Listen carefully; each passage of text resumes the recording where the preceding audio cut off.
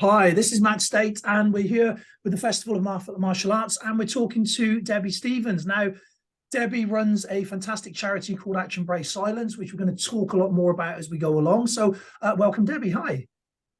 Thanks, Matt. Really nice to talk to you. No, great to have you with us. So, first and foremost, then, I think the first thing we should probably do is just establish a little bit about who you are for those that don't know. Okay, so obviously, as I was introduced, my name is Debi Steven, and I'm the founder and CEO of Action Break Silence UK. I've also set up a separate charity in South Africa called Action Break Silence South Africa, and I'm co-founder of Action Break Silence Foundation in India. So all three charities deliver a community intervention to end violence against women and girls.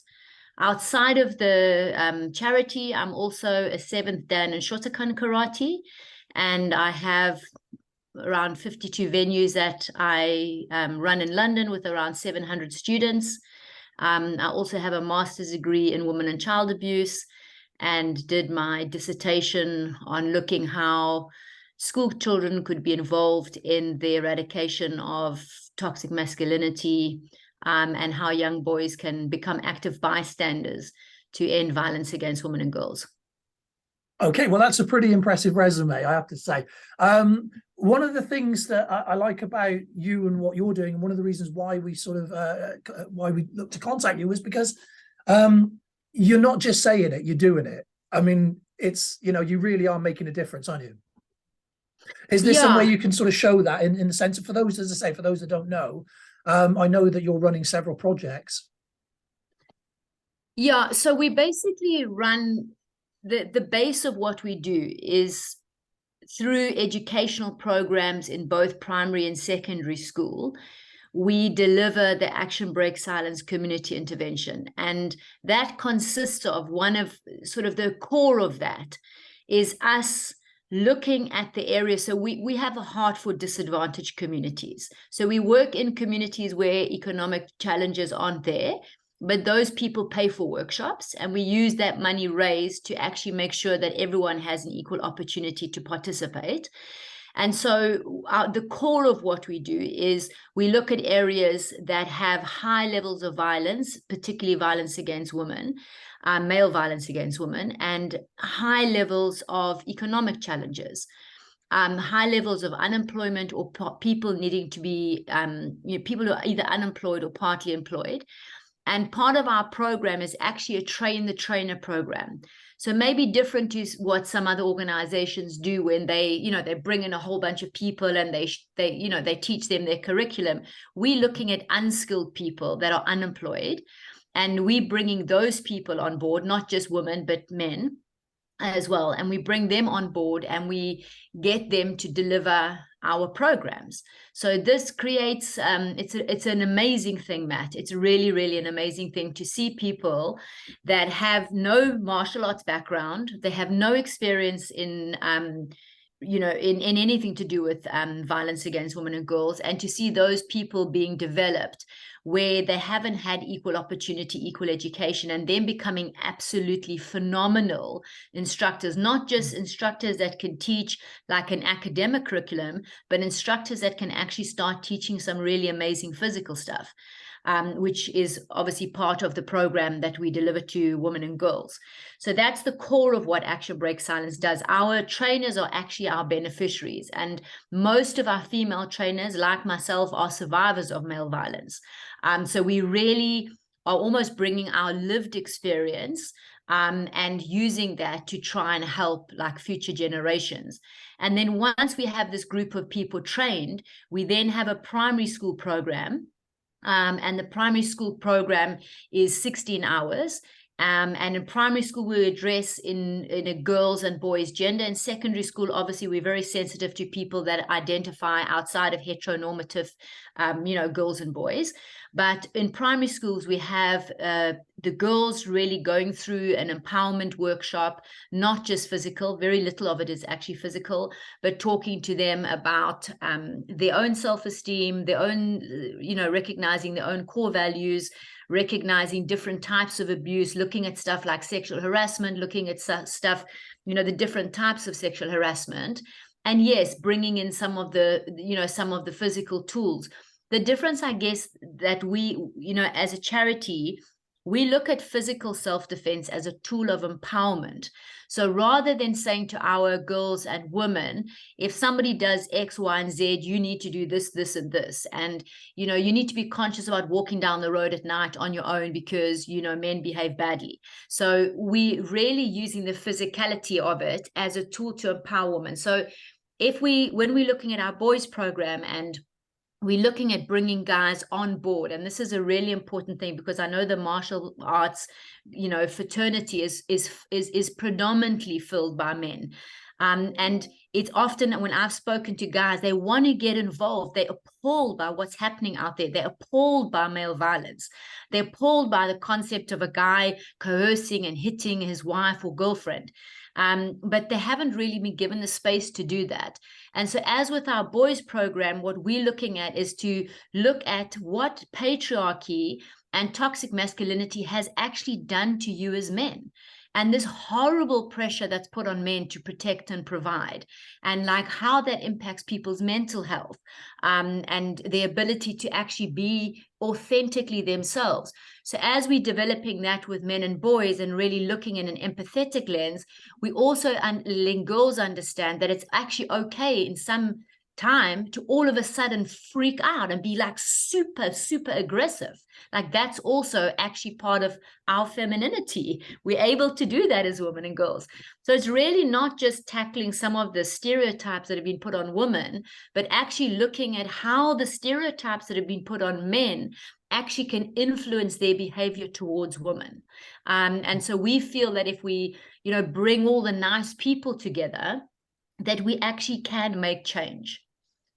Right, fantastic. Yeah, and there's again an awful lot within that, isn't there?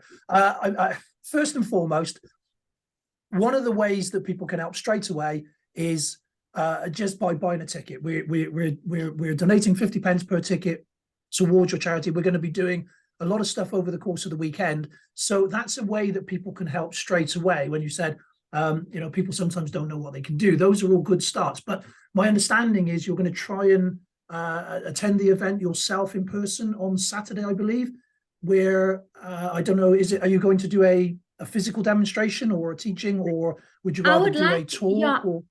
Yeah, I would like to not do a physical demonstration. Okay. I mean, I've trained with some of the, very, very well-respected international men. Mm-hmm. I've gone through all the physical training. I've done the workshops where I'm the only woman in the entire group of 150 men. I remember you with Dave years ago, so absolutely. Exactly. And so for me, I think when it comes to physical, you guys have got that. You're doing a brilliant job. I don't think you need me coming in and doing a physical demonstration. You've got other amazing people doing that. I think for me, where my value is being able to talk to all the instructors, not just the men, but all the instructors, and just to share like the journey that I've gone on, and not me as an individual, me as the CEO and founder of the charities. But give people an opportunity to actually ask me questions, because there's been a number of guys that have reached out to me and said, like, talk to me about the men and boys thing, because, they're not sure how to include them. And having this thing of, well, we need to tell boys not to be blee, blee, blee, blee assholes. That's not the approach you need to take. You need to look at why young boys feel so entitled. It goes much deeper than them just behaving in a certain way. And you have to look at the root causes of that behavior. And for me personally, Matt, I spent so much of my life scared. That was it. I was actually scared of men, because I didn't know that actually there were people out there that it didn't matter if I was absolutely hammered, they would never take advantage of me. They just wouldn't. And so, for me, like the way I look at men and boys and getting the nice guys involved is really understanding how tough it is to grow up in a world that expects you with no training to somehow be able to support your entire family physically, and to really look at that. So, so for me, I think the value, when I've spoken to some people in the last couple of years, the interest from the martial artists and the interest from the self-defense, reality-based self-defense people is like, what are you actually doing with men and boys?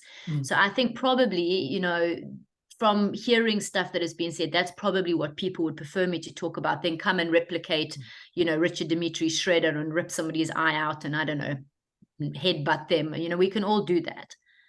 Yeah, no, I agree with you. I think the value of your time is more important and can be better spent than doing what you just said. So yeah, absolutely. I think, and I think what's going to be interesting is the reaction, because we've spoken previously. We had a really good conversation a while ago. You can that is on YouTube if you want to look. And we had a really good conversation, and I had to, quite substantially have a look at myself and my beliefs. And I know I'm not the only one.